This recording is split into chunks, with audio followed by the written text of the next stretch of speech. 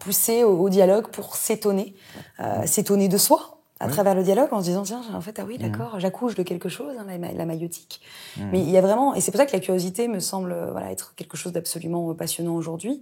Déjà parce qu'il fait bon courir l'innovation. Donc on est quand même dans une société où on nous demande aussi, il y a presque une injonction à lever la tête du bidon. Il y a quand même des équipes qui sont là pour voir plus loin que le bout de son nez, donc il faut quand même être curieux. Mais là vraiment, j'invite à s'interroger, c'est quand est-ce que pour la dernière fois vous avez été vraiment curieux, au sens d'une vraie curiosité. Quand on fait un doctorat pendant des années, moi j'ai pas eu le sentiment d'être vraiment curieuse.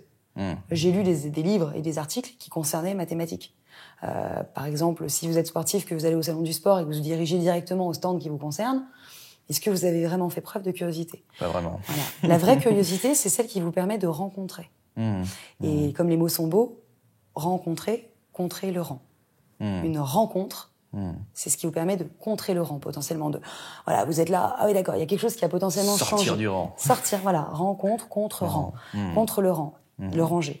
Et ça, c'est quelque chose que je trouve hyper intéressant parce que du coup, on se rend compte que, la dernière fois qu'on a été curieux, c'est souvent pas fréquent. C'est ça. Et surtout, on se rend compte que ça peut s'exercer, se cultiver. Cure, ose, et. C'est vraiment oser prendre soin de soi en créant du et. Et pour créer du et, cette articulation, ça veut dire sortir du ou. C'est beaucoup plus facile d'être dans le ou. Hein. Ah, et pour ou t'es contre. Allez, salut. Oui, c'est ça. Chacun choisit.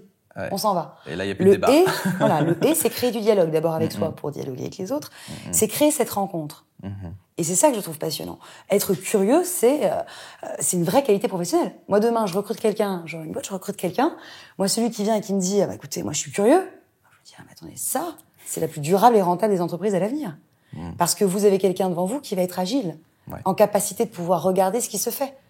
Celui qui vous dit, voilà, moi, je suis vif, c'est le lièvre et la tortue. Oui. Bah, moi, je préfère une tortue, à la limite, qui a une certaine, qui regarde le monde, qui a une endurance, qui se tient à ce qu'elle fait, que quelqu'un qui va être trop imbu de lui-même, qui court vite. Alors ça, il n'y a pas de souci, il y a toutes les lignes qui vont vous assurer ça, mais qui peut se reposer sur ses acquis et ses lauriers. Or, la vie, justement, nous invite à sortir de nos sentiers, non pas battus, mais appris. Moi, j'aime bien dire ça, sentiers appris, donc il faut se travailler.